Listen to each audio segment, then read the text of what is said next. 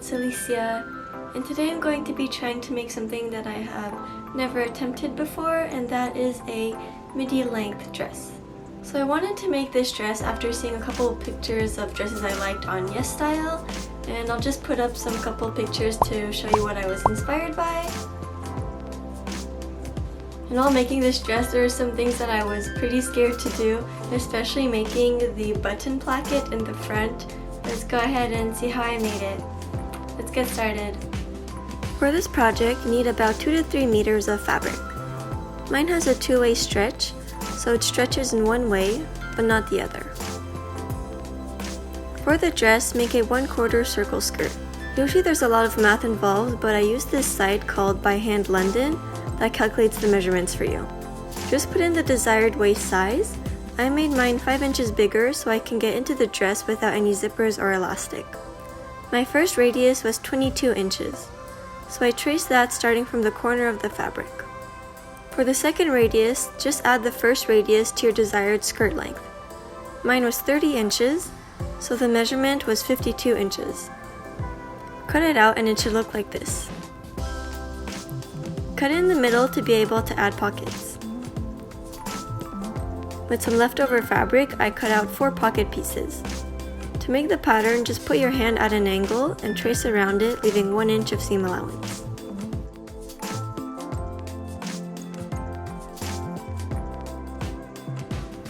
For the bodice, make a pattern out of a shirt that has a button up front.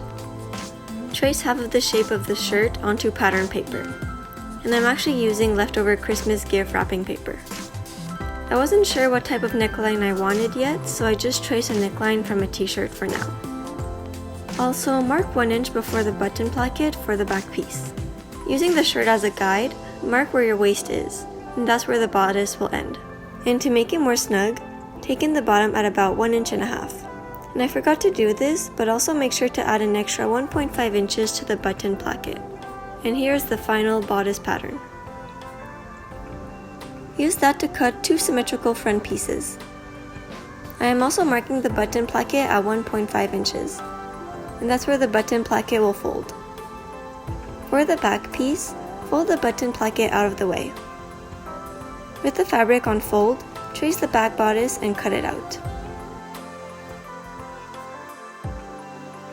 And also make sure that the stretch of the fabric is going horizontally. For the sleeves, preferably use a sleeve that has a cuff on it. I want the sleeve to have a little puff, so I added 1 inch on both sides of the sleeve where the cuff is. Trace where the cuff is and the start and finish of the armhole. Use the pattern to trace the armhole, using the previous markings as a guide. And connect the remaining markings together. Cut it out and the sleeve is ready. Use the new sleeve to mark the second one easily. Also, cut 2 5x9 rectangles for the cuffs. Fold in the button placket 1/2 inch, and fold it a second time so that the fold is at the button placket marking. Pin it down so that the folds have time to set in. Place the front and back pieces right sides together and sew the shoulder seams. Open the bodice and place the sleeve to the armhole right sides together. And add as many pins as possible since it's a bit tricky to sew along this curve. Do the same thing for the other side and the sleeve is done. Next, sew the sleeves at the side seams, but leave about 2 inches at the bottom to be able to insert a waist tie. Add 1 inch wide of interfacing to the button placket. This will make the fabric sturdier and make it hold its shape better. Iron it to attach it. Fold back the button placket and add interfacing to the cuffs. Mine were 9 by 2.5 inches. Open the cuff and iron down the interfacing on only one of the sides. Fold it right sides together and sew it. And here is the cuff. Fold it back and it can be sewn to the sleeve. To make the sleeve fit the cuff, sew a basting stitch, which is just a long straight stitch all around the sleeve.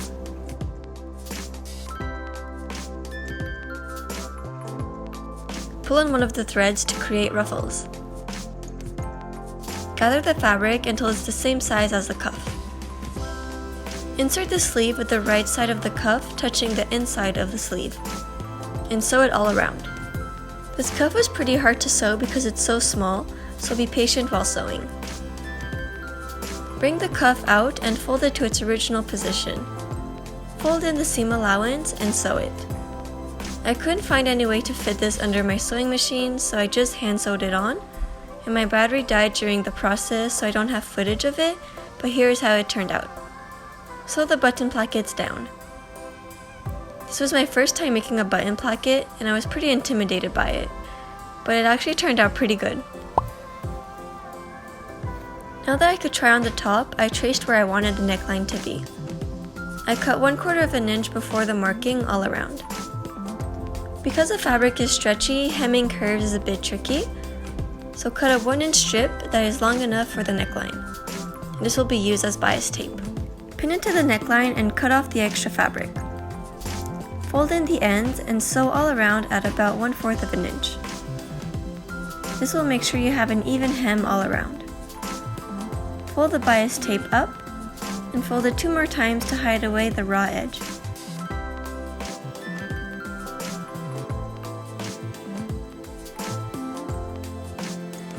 Sew it as close as possible to the edge. Now you have a clean and even neckline. Trace where you want the buttons to be, and mine were spaced at 2.1 inches. Sew the buttonholes on the right side of the button placket. And I'm using the built-in buttonhole feature on my machine, but make sure to make some tests on scrap fabric before. And don't forget to cut the center of the buttonholes. And hand sew the buttons to the left button placket.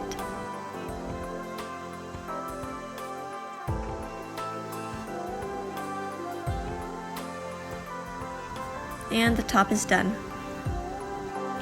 Now that the hard part is done, it's time to attach the skirt. Place them right sides together and sew it.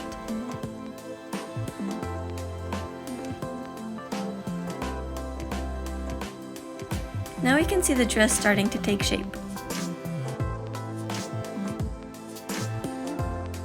Place the pockets 3 inches below the top and sew them.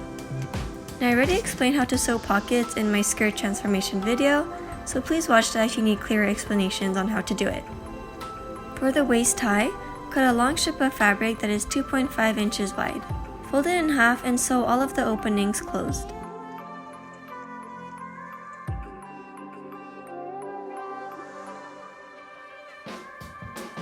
Clip off the ends of the corners and cut it at the middle. And mine were 26 inches long. Start turning the ties inside out by using your hands. At some point this started getting impossible to do, so I used this barbecue skewer to help flip it inside out, and it actually worked very well. And I'll definitely be using this trick in the future. Top stitch it all around the edge to make the edges lay down flat and to add some more strength to them. Now you have 2 ties that will go on each side of the dress. Where the top connects to the skirt, insert the waist tie in the center of the seam and sew all of the side seams of the dress all the way to the bottom. And when sewing over the ties, I went over them twice to secure them tightly. Sew around the pocket and all the way down the dress.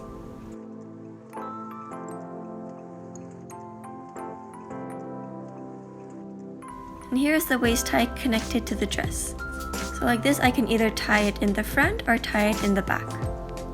I also zigzag stitch all of the raw edges to prevent fraying and also to add strength to the seams. And now we are almost done. The last thing to do is to hem the bottom. Again, sewing curves on stretchy fabric can be difficult and cause the fabric to bunch up. So first I sewed a straight stitch along the bottom. This will ensure the hemming is even and add stability. To hem it, you'll want to fold it in twice. So what I did is I folded it once where the stitch is and ironed it down. Then when passing it through the sewing machine, making the second fold is very easy and I don't even need to pin it down.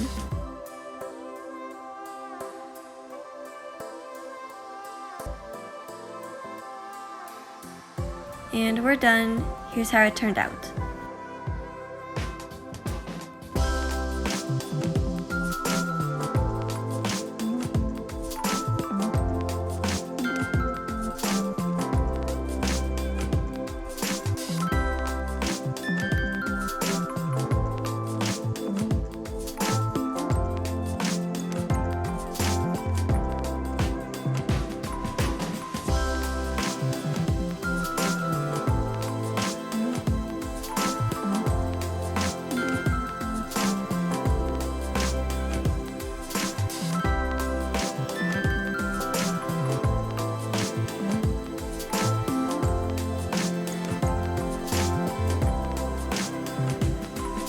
Thank you so much for watching, and I really like how this dress turned out.